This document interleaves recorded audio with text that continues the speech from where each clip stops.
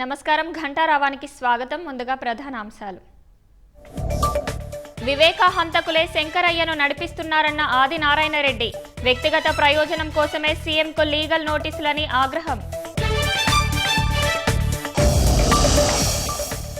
సచివాలయాల సవరణ bill 2025కు assembly ఆమోదం.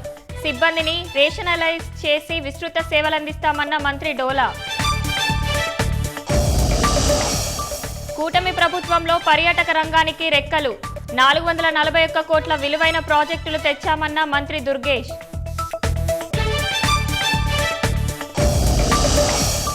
లేహ్లో బీజేపీ కార్యాలయానికి నిప్పెట్టిన ఆందోళనకారులు.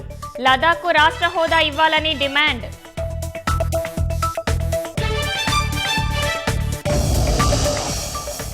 ఆన్లైన్ బెట్టింగ్ యాప్ కేసులో ఈడీ ముందుకు సోనూ సూద్. వాంగ్మూలాన్ని నమోదు చేయనున్న అధికారులు.